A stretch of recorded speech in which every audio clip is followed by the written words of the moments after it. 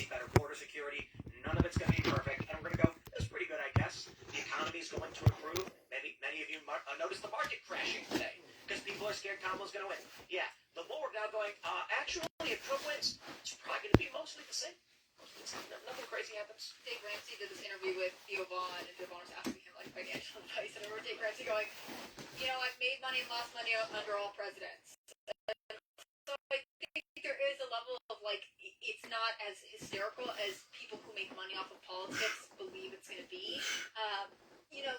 Part of what bothers me is sort of the hysteria that comes with all this, because you were mentioning Chevron earlier, and Chevron got marketed to the public as this is the Supreme Court saying you don't have to listen to experts. Yeah. Right? And that's not it at all. This is just a misinterpretation from one side that has a bias. And I think that there is so much just anti-whatever they're doing sentiment. And you do get it on both sides of the political aisle, but definitely from the left and progressive movement, that they have made it this fear-mongering game that's ultimately extremely dangerous or harmful for people who are trying to just live daily life. I will say this, though. I think the thing that is different about this particular race is not just the fact that the left absolutely despises Donald Trump. I think it's also about this is the first time we will have an administration in my lifetime, both Trump and J.D. Vance, who are adamant that the biggest threat is an unelected executive bureaucracy that is just run completely out of control, and they are looking for ways to go after that in a way that no president in my lifetime has. And the federal bureaucracy is going to defend itself. And so that's the part where I see this being different than previous races. I don't hold out a lot of hope that any politician is going to save us or an administration is going to be able to do it. But if there's one that will go after the federal bureaucracy hard, it's this one. And what's more exemplary of the federal bureaucracy than a person who has just been installed as a Democrat? You can literally use their just administrative power to be like, this is who it is now. This is what I actually fear, though, right? A Donald Trump presidency and administration will be marginally good. He's going to hire some bad people. Maybe he'll learn his lesson. He'll hire some better people. It'll be okay. We're going to be moderately happy with it. I think the economy being good means many people will be very happy with it.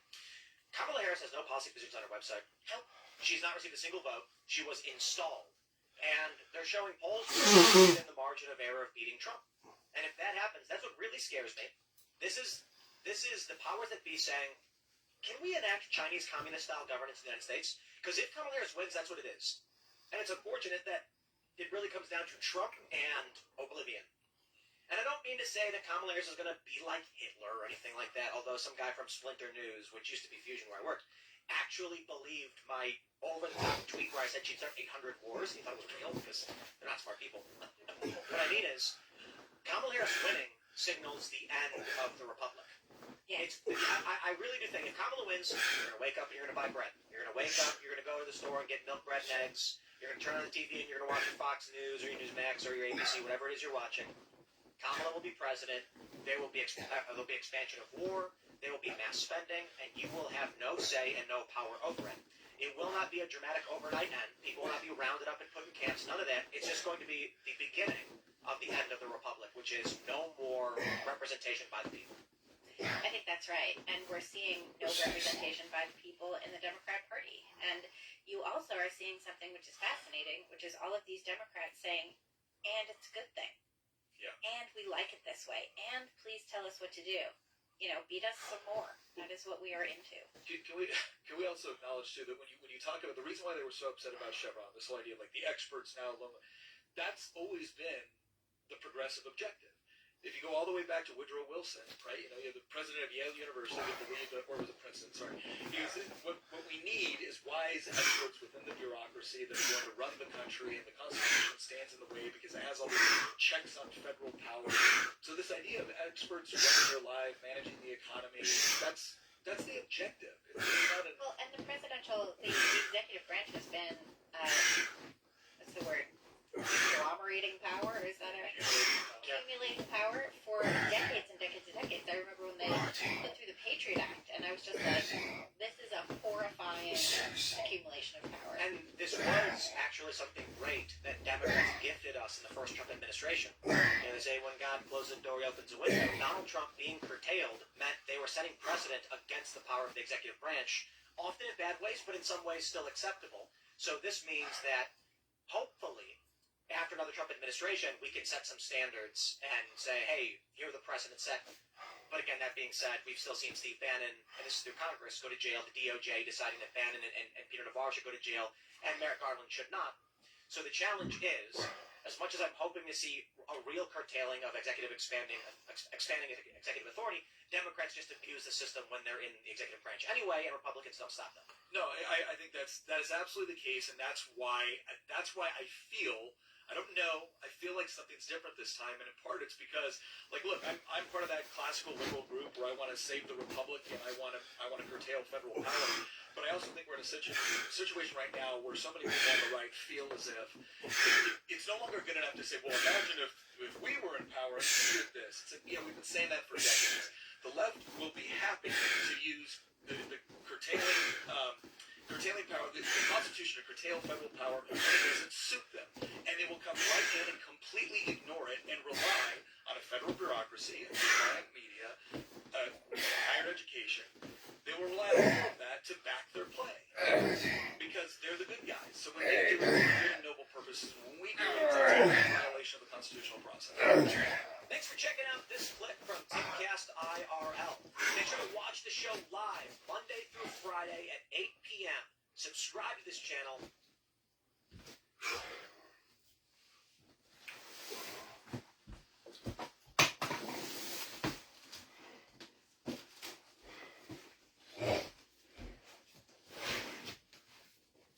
If you're not making $158,000 per year, but you'd like to, I strongly encourage you to start a bookkeeping business. That's right. If you're willing to learn how to use a free program called QuickBooks, you can make 6 figures working part-time.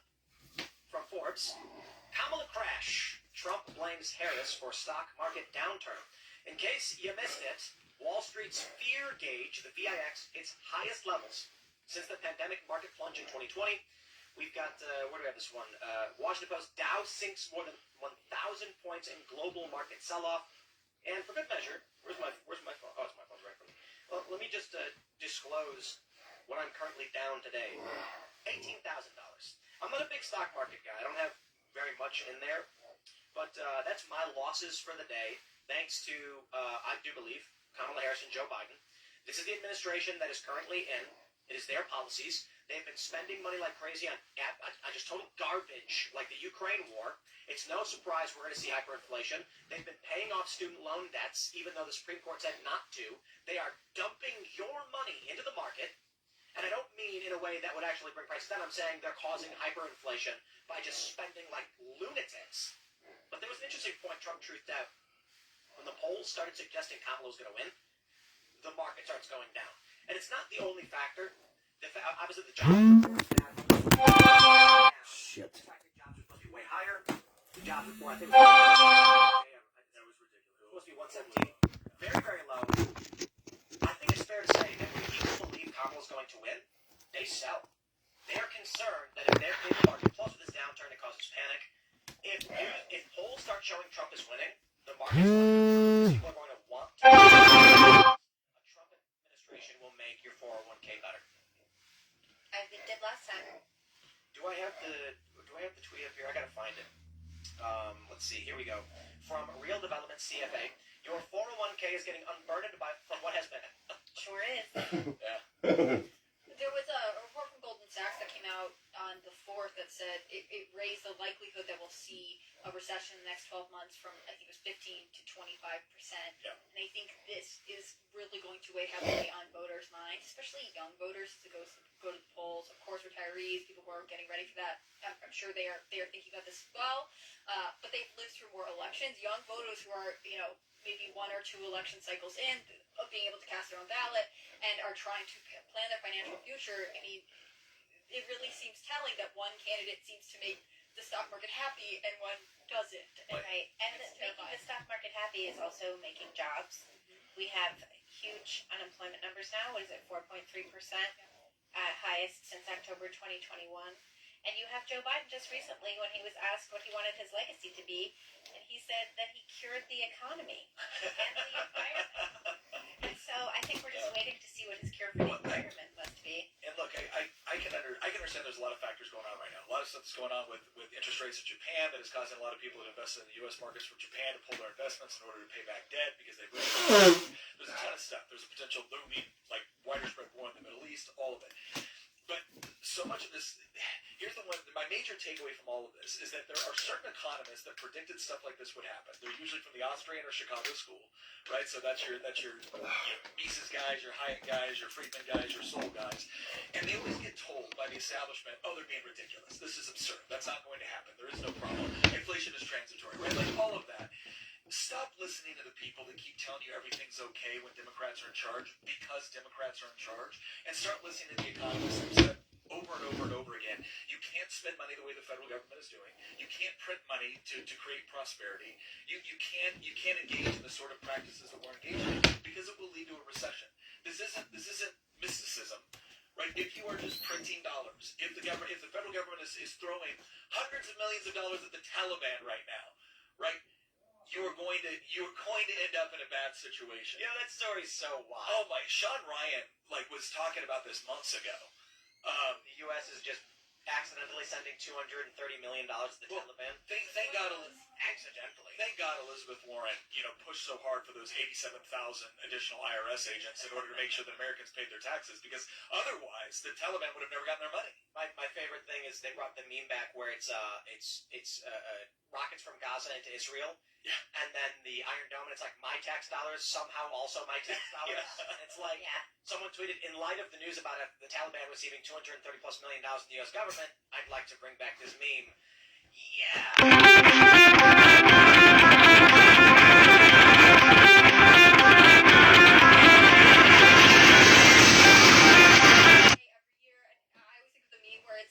Government, you owe us money, and the person is like, how much? And they're like, we know, but we won't tell you. Yeah. If we know, but we won't tell you. And if you get it wrong, jail. federal prison. But you know the thing about this Afghanistan story is I don't know that it was an accident. No, I don't think it was. So we talked about how under the Obama administration, ISIS just flourished. Just whoopsie, Obama kept slipping on banana peels. Just couldn't seem to get those rascals. Yeah. And then Donald Trump walks in, hits the button, and they're gone. You look at Donald Trump's plan for withdrawing from Afghanistan, and then Joe Biden gets in, and whoopsie-daisy slips on a banana peel. Or the deep state likes the chaos in the Middle East because it destabilizes the region, allowing the U.S. to basically exert authority without any interference.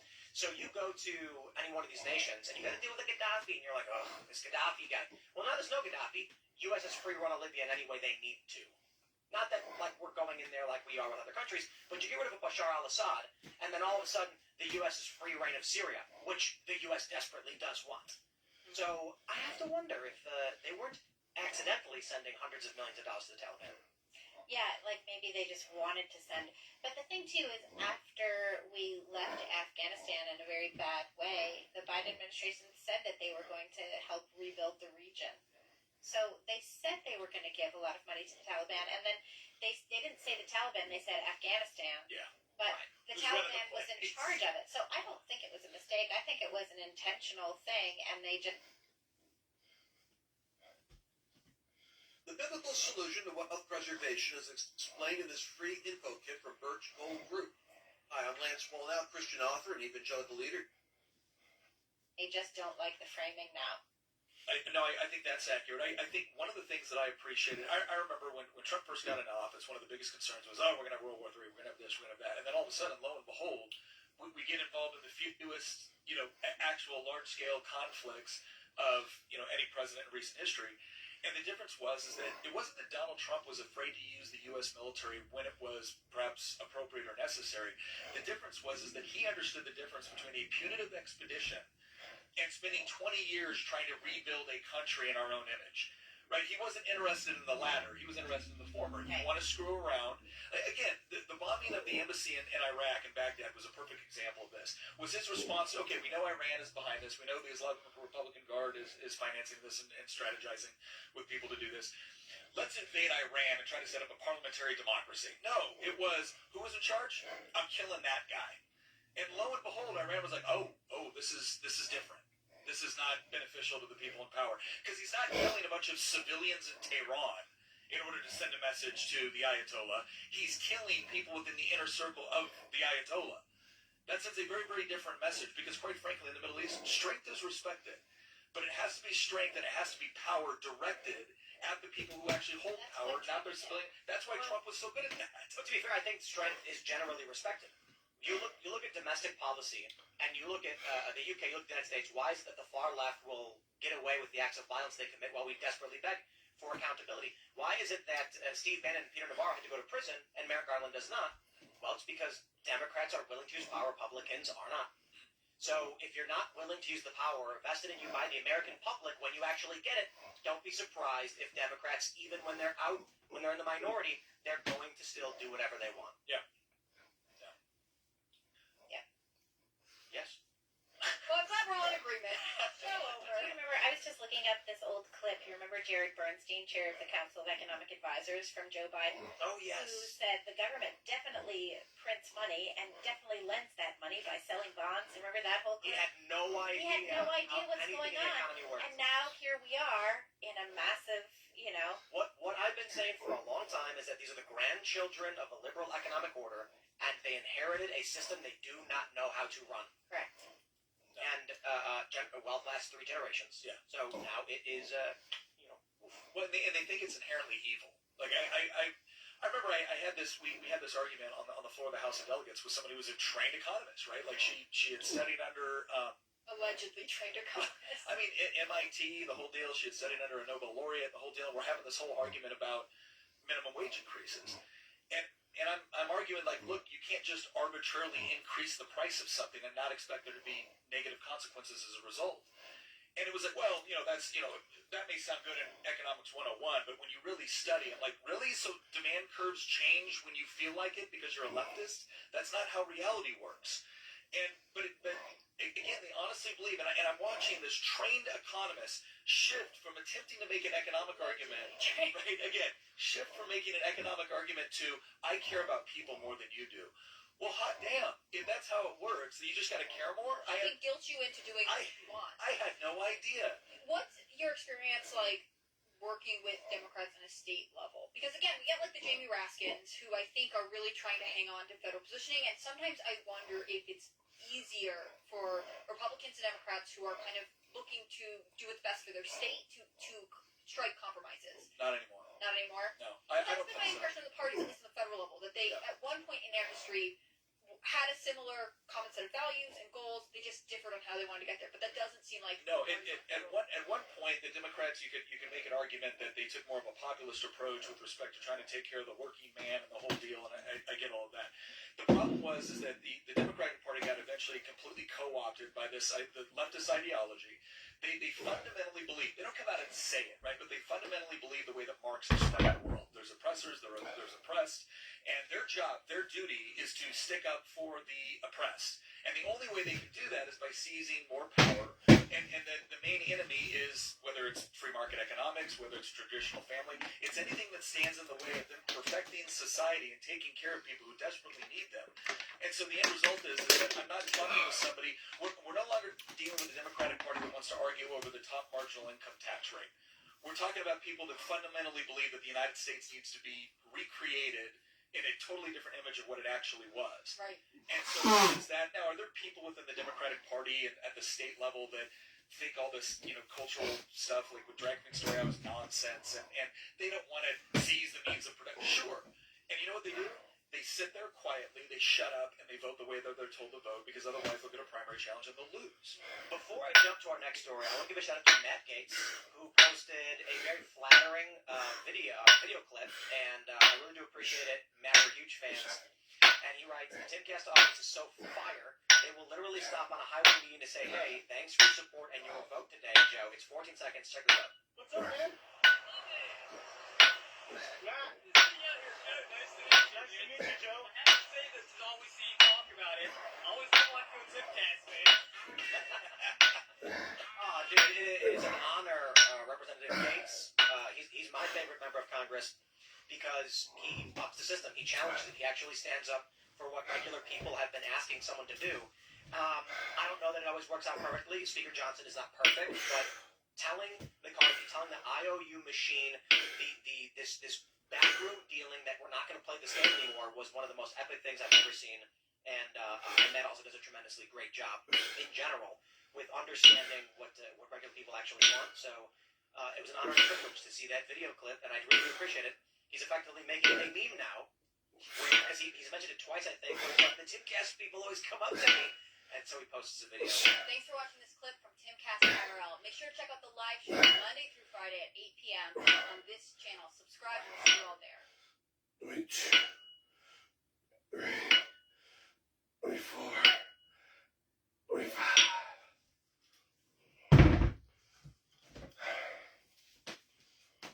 I want to buy your house. I can pay you.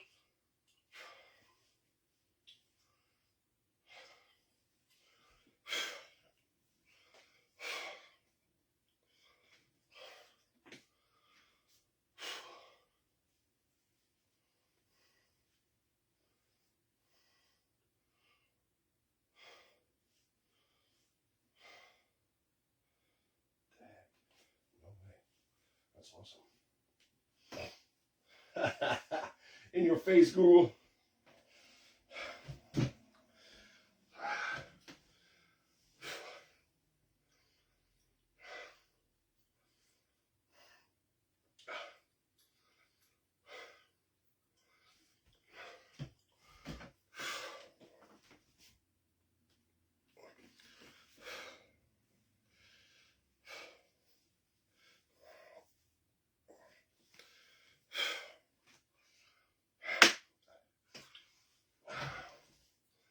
Google is a monopolist. Judge rules against tech giant in antitrust suit. Ladies and gentlemen, this is a massive benchmark case. I think they're calling it SCNR reporting. This is, in a Monday ruling, a federal judge deemed tech giant Google a monopolist that hugely benefited from default distribution agreements. In 2020, the Department of Justice in 38 states filed an antitrust suit against Google. The suit alleged the company violated the Sherman Act, which was established in 1890 to promote fair competition and prevent monopolies. Judge Amit P. Mehta of the U.S. District Court for the District of Columbia ruled that Google has illegally monopolized internet search and ad markets during the past 10 years. After carefully considered and weighed the witness testimony and evidence, the court reaches the following conclusion. Google is a monopolist, and it has acted as one to maintain its monopoly. It has violated Section 2 of the Sherman Act. Google has not achieved market dominance by happenstance. It has hired thousands of highly skilled engineers, innovated consistently, and made shrewd business decisions. The result is the industry's highest quality search engine, which has earned Google the trust of hundreds of millions of daily users. But Google also has a major, largely unseen advantage over its rivals, default distribution. That is that many users search for information through a browser that's preloaded onto a device like Apple Safari. And that default is extremely valuable real estate. Because many users simply stick to searching with the default, Google receives millions of queries every day through those access points. Google derives extraordinary volumes of user data from such searches. In 2020, Google's internal modeling projected that it would lose between 60 to 80% of its iOS query volume should it be replaced by the default GSE general search engine on Apple devices, which would translate into a net revenue loss between 28 and $32.7 billion, and over double that in gross revenue losses, the judge said. The power of defaults is evident. However, from the share of Bing used on Edge, Bing's search on share on Edge is approximately 80%. Google's share is only 20%. Even if one assumes that portion of those Bing searches are performed by Microsoft brand loyalists, Bing's uniquely high search share on Edge cannot be explained by that alone. The default on Edge drives queries to Bing, etc., etc. There's a lot more here. But this is massive, because I'll explain what I understand about the YouTube end for you guys. YouTube is a video host, video distributor, advertising marketplace, advertising distributor. By combining all of these things and subsidizing video hosting through their advertising agency, they own the market. It's extremely difficult for Rumble to be able to get the level of ads on their platform because YouTube basically functions as a default. They have everything. One-stop shop of all the markets combined into one. Now, people in the past have talked about breaking it up and what it would look like. How about this? YouTube can host your video, and your video can appear on the front page, but no algorithm or how about this? Reverse chronological subscriber-based front pages. You subscribe to a channel, The front page will only show you the latest posts from only channels you've subscribed to. That would be great. Well, YouTube doesn't like it because YouTube wants discovery.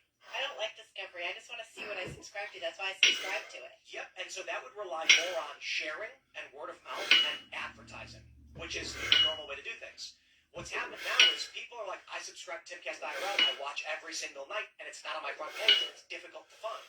I go to Because subscriptions. I go to that tab. not even a guarantee. Yeah. Even my own mom was like, one day I went to find the show, it wasn't on the front page, went to youtube.com/TimcastIRL, the video wasn't there, and she's texting me like, is the show not live? While we were live. And then she's like, for some reason, it wasn't displaying. It's because Google wants to control what you watch, what you think about, because, well, they have the entire access. By controlling revenue for the user, because they control the ad space, they can make you say what they want to say. It's one thing if they say, hey, we don't allow certain things on our platform because personally we don't like them. What they're actually saying is, we don't allow you to say certain things because the advertisers get mad. Whoa. We've got, so we use Rumble distribution for our video hosting on timcast.com. There's no rules. Why? Because we're paying for a service for them to host it. There are rules, don't get me wrong. It's like, don't do illegal things. Yeah. But they don't tell us what we can or can't say because we're just paying customers. By YouTube combining all of this, create a system where you can't host videos privately. You can't even, if you take a video down, they can still give you a strike over it because they've combined the whole thing into one. Look, I think it should be broken up. I think ad sales and ad delivery should be completely separate from YouTube's video and delivery, but they're all one big company. So this is one of those areas where, as a free market, I've always been a free market purist, right? And so I've always wanted the market to be as free as possible. And if you do the best job, then why can't you grow to a certain degree of market share? Like, why can't you do that? Like, the biggest historical example was always Standard Oil. Everything got cheaper the bigger Standard Oil got, right? There was never this point where they cornered the market so entirely that they just raised prices and you had to do it, right? They just did the best job. But this is also an example of me becoming so frustrated with the left, with the way that they operate, with the way the government actually manipulates markets, that I've gotten to a point where it's like, you know what, I've had my problems with the Sherman Antitrust Act and how it's affected and how politicians will actually manipulate it to try to get campaign donations out of companies so they don't get investigated by Congress. But I'm also at a point where it's like, screw you guys. Well, screw you guys. Like, I am so tired. I'm so tired of you pretending like you're operating within the free market, when in reality what you do, especially a place like YouTube or Google, is you say we're just a platform. And then you operate like a publisher in order to, manipulate the markets the way you want, or to manipulate information the way you want. And then the moment you get called on it, you come back, no, we're just a platform. Well, let's even separate this. Yeah. I don't care if the only search engine anyone wants to use is Google. If everyone in the world was like Google wins. They search 100% fine. They've combined advertising, distribution, hosting, all into one. So YouTube is the second biggest search engine. Going into an office, working 50 hours a week, having that structure, I knew that I wanted more. My name is Charlotte Reese, and I am the owner of Vivi et Margot. We specialize in selling traditional and authentic French homewares. I run my business online with Wix, with a fully operating warehouse in Dallas, Texas, while I live here in France. The biggest challenge going from the corporate world has been the balance. I wanted to set my own hours. I wanted to be my own boss. Every day I can go straight onto the dashboard. Everything I need is there. The back in stock feature is one of my absolute favorite tools. I get an alert when an item is running low in stock or I'm out of stock. I don't want to have products that just sell out and I'm not even in manufacturing for the next product line. So as we build and as we grow and my customer base has increased, I'm now having to work on 500 to 1,000 of a different piece to kind of keep up with the demand. When you have the right tools, anything is possible.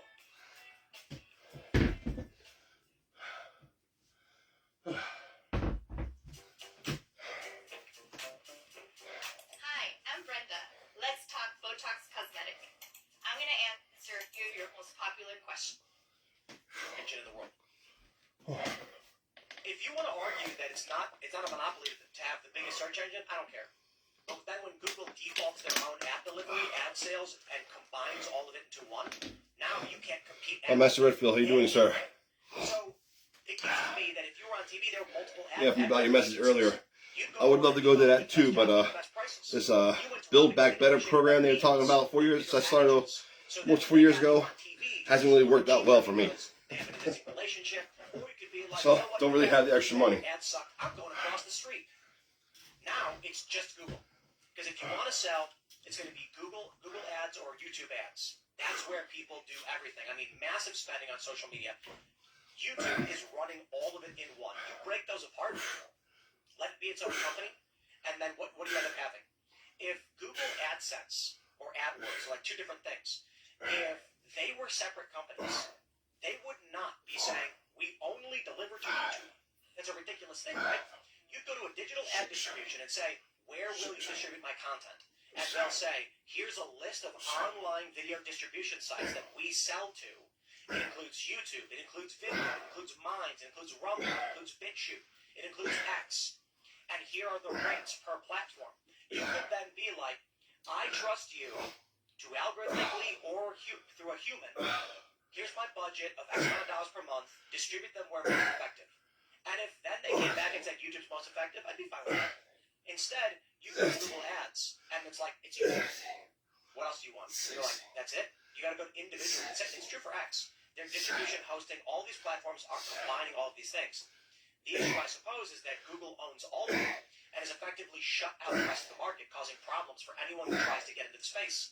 If you're a Rumble, you're struggling to deal with the costs versus how much you can make, because everyone just goes, YouTube. Rumble needs creators. They need content. How do they compete? Sorry, Google subsidizes their video distribution and ad marketplace. So you cannot compete. Then they get default on all the mobile devices. You cannot compete. That is the problem. Yeah, that is a problem. How did they get default on all the mobile devices? They were paying for it, right? Well, I don't know if I don't know exactly. It was also a market debate. Well, it's. I don't think they were. Like the only one. I don't know that they were default on Apple always. I think they weren't super big. Apple was like, I think when YouTube gets on Apple, like YouTube is there. But Maps, I don't think was. Apple created their own Maps. Right. But Android was Google. So you boot up an Android device and it's got the Google Play Store. It's Google's Play Store. They created another marketplace. Now, Google Android products are better.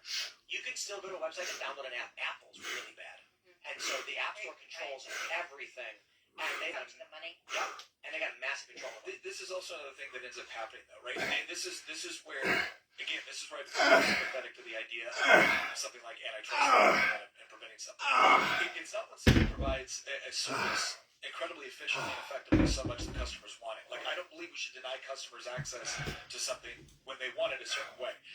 The problem that I have, though, is that what a lot of these companies end up doing is not just, what do you call it when you pretty much inline all the services? I forget it. Anyways, it's the idea that they then take anybody that begins to compete with them to court, right? And they start using basically lawfare in order to prevent anybody from standing up because you just can't afford to keep hiring lawyers.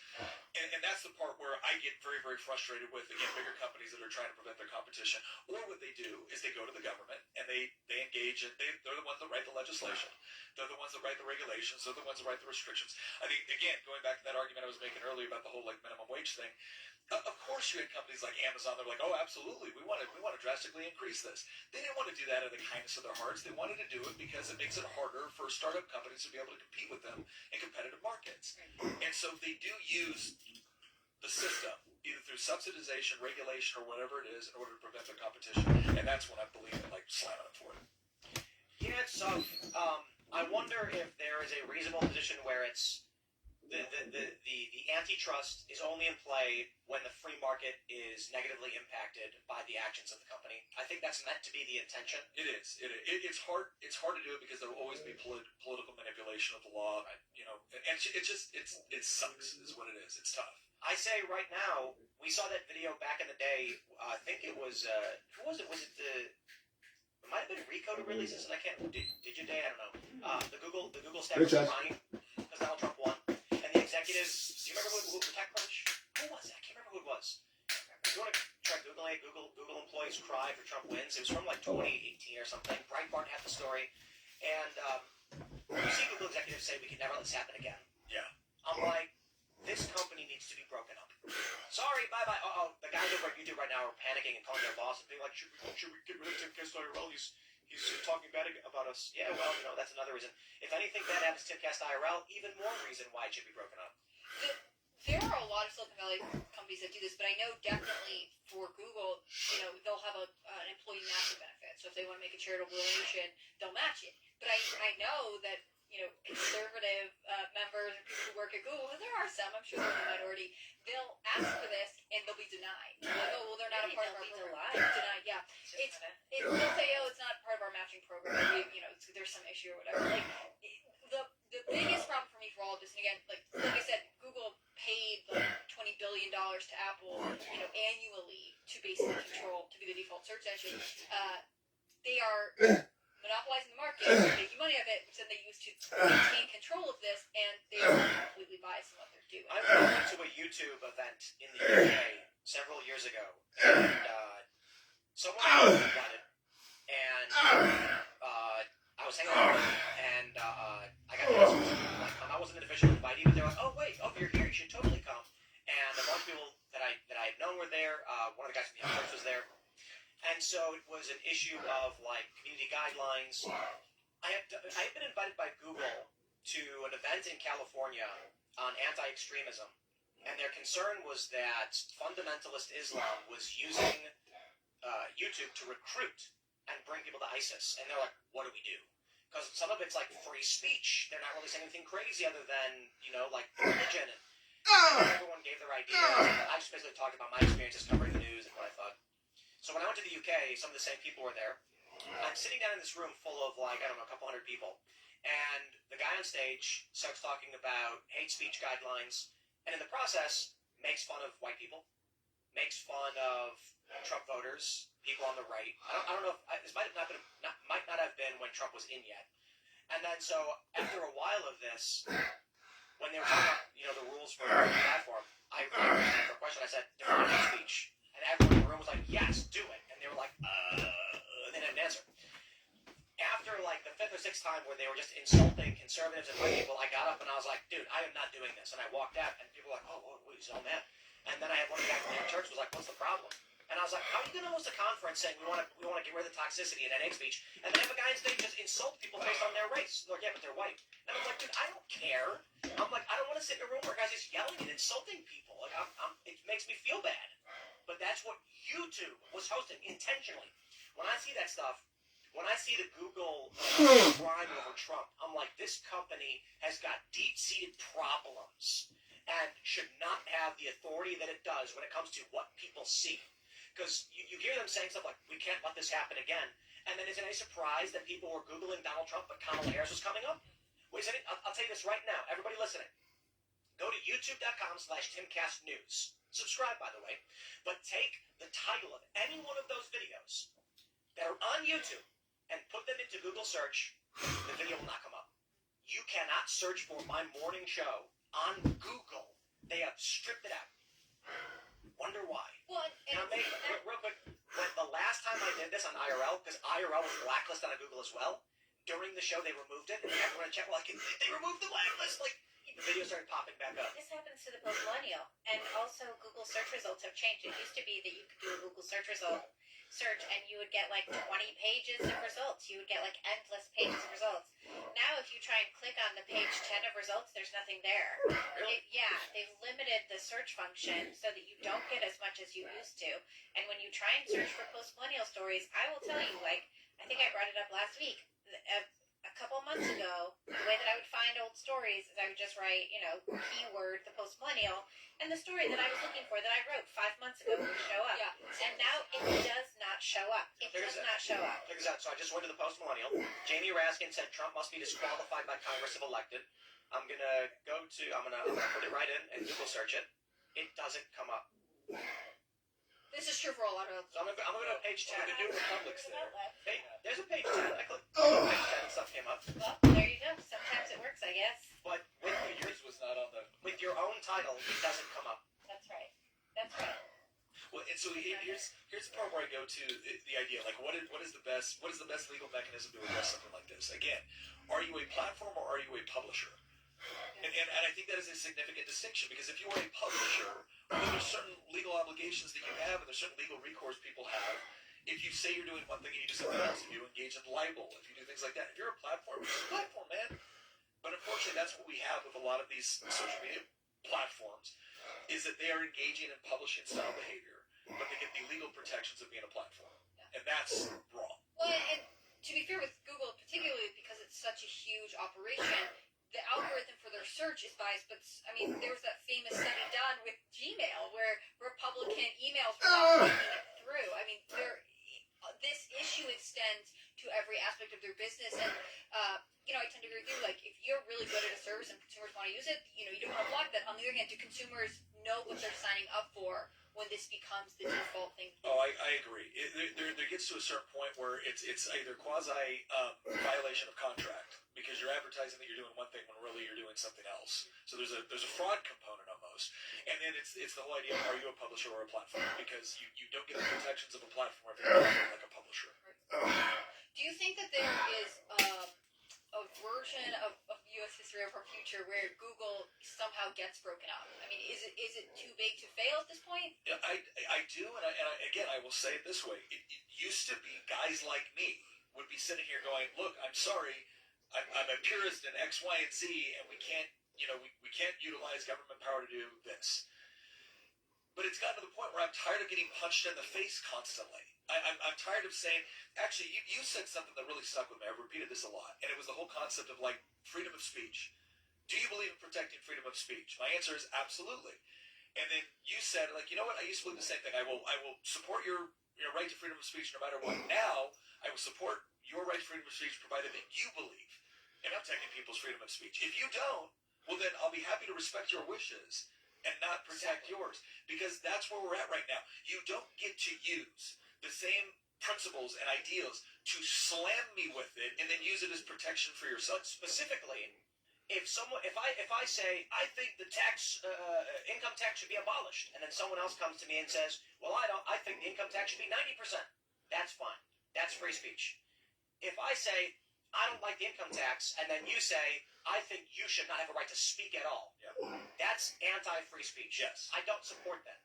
And people, for a long time, these classical liberals were like, well, if you think these people who think hate speech should be banned, that's free speech. We should respect it. No. I look at it this way. You shouldn't shoot. You should just don't do it, right? But there are exceptions in the law where you are allowed to. That is, someone tries to shoot you. I view almost all of our rights similarly. If someone is using the power of speech to try and strip our rights from us, our right to life, liberty, the pursuit of happiness, I'm under no obligation to defend their right to do that. If they are advocating for policies which I disagree with, which are getting close to the line, but it's really just a policy decision, and it's difficult, well, then that's free speech, and I give a wide berth to that.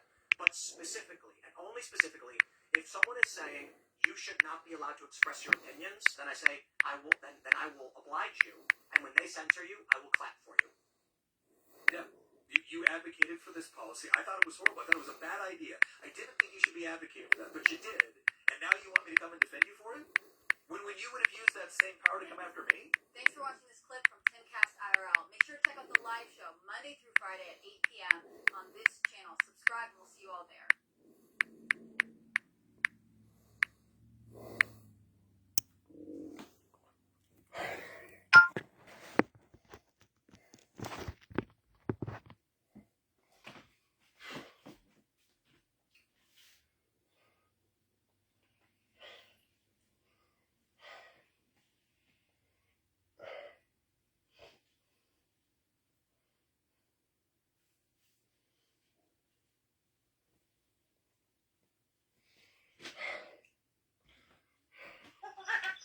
Joe Rogan experience.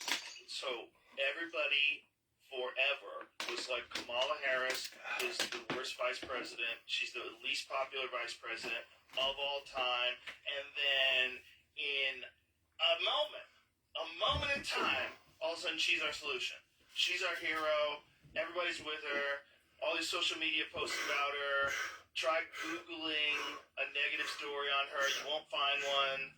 So, Ta-da! you've got me started, Officer Harris. So, they've been doing this live for years. So, in 2019, our pal Tulsi absolutely nuked her in that second debate. And if you looked at charts at the time, she's kind of, Officer Harris is doing okay. First debate she comes out, Joe Biden, you're a racist. The Democrats were looking for an alternative to Bernie Sanders. That wasn't Biden. She starts going up in the polls, right? Second debate comes out, Tulsi, being a good Hawaiian, knows how to roast the pig. Just completely slams her. Not only that, she has no counterpunch. She goes on Anderson Cooper and she's like, well, I'm a top 2 candidate, so of course they're going to take shots at me. That's her answer. She immediately starts going down the polls. It's that day. You can see it on the chart I have on my Twitter. All the articles at the time that did an autopsy on Kamala Harris's failed campaign didn't mention Tulsi once. Yeah. It was BBC, LA Times, Reuters, New Yorker. A guy from the Washington Post just did a piece looking back at the campaign, didn't mention Tulsi either. They completely pretend it didn't happen. Well, it just shows you that what they're looking for is not what they say they're looking for. Yes. Because she is a strong woman. She is a person who served overseas twice. She in a medical unit, so she got to see people blown up by the war. She was a congresswoman for 8 years. Yeah. She is a person who does everything you want, all those things you want, and yet you don't want her because she's not for war. Yes.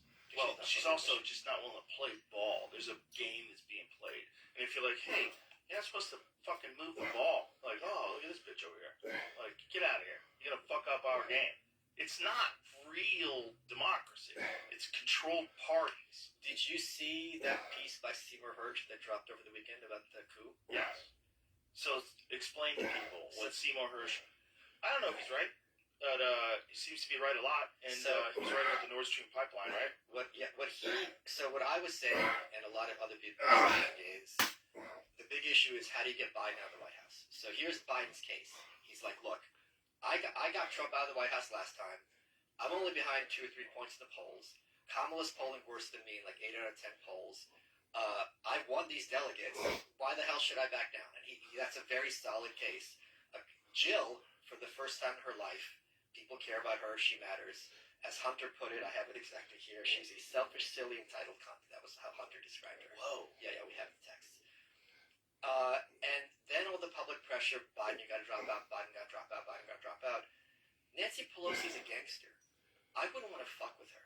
I wouldn't want to fuck with Mitch McConnell. These people don't mess around. And everyone said, or a lot of people said, they're gonna have to go to threats. Because why else would he step down? He's earned it, that presidency, and he's earned the nomination. But if there was ever a time to invoke the 25th Amendment, wouldn't you think this is the time? Sure, but I don't think they... Hold on. Here's the thing. Let's talk about this. So Seymour Hersh, who's been around D.C. since the 60s, I believe he wrote The Dark Side of Camelot, if I'm not mistaken. He had a thing on his Substack that goes, Biden got the call, and it was Obama, Pelosi, former Speaker of the House, Chuck Schumer, Majority Leader, Hakeem Jeffries, current House Majority Leader, leader of the Democrats in the House, and they said, we got Kamala on board to invoke the 25th. If you don't drop the nomination, that's what's going to happen. The thing is, you were saying, they're not invoking the 25th. He's still president. Right, but I'm saying if there was a time that they were going to do that, this would be that time. It was that time 4 years ago. Right, but it's been that time. But clearly now, right? More than ever before. Because it's deteriorating. No, it's deteriorating. I don't think he's got that much worse. Oh, he's got a lot worse. There's a video that compares him from 2019 to 2024. It's a market difference. Yeah, but I don't think there's a big difference between 2022 and 2024. There's like a 2.5-hour compilation of the campaign in 2020, and he forgets Obama's name. Yeah, that's true. He had those gaffes back then, but they're constant. He's barely hanging on. I don't think he was fine to State of the Union. I think it's like sundowning. Yeah. You think it was a body double? That guy walked very differently than Biden. Very we saw that. He's a lot taller. It's on Scott Adams' Twitter. I saw that. I'm like, am I Alec Jonesing today? No, he's a lot taller. Yeah. No, he's physically taller. Yeah, okay. And he walks way better. Like, as someone who, like, you watch Biden walk, he had a stiffness. Like, death was coming for him. And before everyone freaks out, has their mousetraps on their heads go off, I think there should be more presidential body doubles because one president almost got murdered. So if we have ways to keep them safe, let's use them. Okay, that's a good thing to say. We covered fast there. And now here's another thing to say. In the interest of national security, like let's imagine a scenario where Biden is deathly ill and Kamala is not really capable of taking over as president right now. And there is, like, who's next? Speaker of the House. So Nancy Pelosi? No, who's it now? Mike Johnson, right? So that would be him next. So that's a dangerous moment in terms of national security. Even though everyone knows that Biden's, really having problems, it's not actually running the show. I don't see why they would want to use some body doubles for that. Of course. If the guy's in a hospital somewhere. And this guy, let's look at it. Because this guy, he don't walk like him. He's taller than him. It looks like he gained, went back in time 7 or 8 years. This is the Weekend at Bernie's prequel. Well, this is master gaslighting and propaganda is what it is. To show you that there's, what was it in 2000? And I forget what year it was, where I think in the Obama administration. Look at this guy. This isn't the He's clip I saw. so much bigger. Look how big he is. He's so much bigger than Joe. He's so much bigger. He gained a legitimate 6 inches. Look how tall he looks. Look at it. Wait, Jamie, She's wearing heels as well. Jamie, there's one on Scott Adams' Twitter. This is from his Twitter. Oh, but let's No, watch. it's when he's walking to the helicopter. Let's watch this again. Yeah, that's another one. Yeah. That's another one. That's a similar one too. Where you see what more time. Let's see him walk again. So look how much bigger he is than Jill. Holy shit. He towers over her. He didn't used to I tower didn't see over this her clip like before I that. saw the other one. And also, if you look at her, she's wearing high heels. See? Oh, wow. Yeah, you're See right. her high heels? Okay, and he's towering over her. That is a much taller person. So maybe they hooked him up with some fucking secret sauce that's going to keep him going. They would have ability to go back, biologically. Take you back Oh, a wow. decade or two. Yeah. Giant Well, difference. hold on. Is that because she could be behind him? So that No, listen, she also has high heels on, man. No, but in the left, it could be that she's No. That's a different human. There's- Look at the size difference of the torso. Them walking to the helicopter is the one where it looked really. Go back to that, please. Look at the size differences in the torsos themselves, from the top of his shoulders to Oh, where. look at any buttons. Yeah, look at the white of the shirt. Yes. Just look at the size difference. Look how much longer that human is on the left. Now, it may be listen, they might have some wild shit that brings you back from the dead. Like medical science is getting, there's some people out there working on some wild stuff. But maybe they just fucking jolted them up with some Wolverine juice. Wolverine is going to make it taller. But here's the thing. In the same way in the 60s, if you sat on the show and said Liberace's gay, people would yell at you because you've never seen him sucking a dick. Right. Right now, it'd be like, it's impossible. Why would they do a body belt? No, I don't think they would be. I don't think they would be anymore. You don't think so? No. You don't think there's a lot of people listening right now who think you're crazy? My parents. Well, regular people, no. Your parents don't listen to this show. No, They got shit to do. they don't. But if they did, they're boomers. They're full on. They're full on. Listen to this. You gotta keep Trump out of the White House. What you're seeing right here, it really looks like a different person. Now, why are we saying that? Because it actually does look like a different person. We're not making something up, okay? I don't do that. I don't pretend. I don't lie. I'm not a type of person that looks at something like that and I have a propaganda thing I'm trying to push. Like when people say, this version of Joe Biden is the best version ever. Intellectually, I'm telling you, he's on point. That's not real, right? I don't do that. We were also told for years That's why. that these are selectively edited clips and deep fakes. That's No, why. they call them cheap fakes. Yeah, cheap fakes. That's what she's Yes, calling them cheap. yes. First of all, it's very expensive technology. What A lot of money to produce. the cope with the debate? First, I heard people say it was the fault of the lighting. I don't know what kind of lighting, unless it's some kind of space It was lasers. after his bedtime. But what kind of lighting makes you say we beat Medicare? Then people said the mic was fucked up. Well, if your mic is fucked up, why can't you breathe? So it was amazing how all the explanations didn't explain what we all saw with our Well, eyes. we can't gaslight. I know everyone's doing this because this is how everyone's done this. But I don't think you can do it this way anymore. No, what I'm saying is, George Soros said anti-Semitic. You're anti-Semitic. Right. If you're going after Officer Harris, you're either racist or sexist or ableist. Right.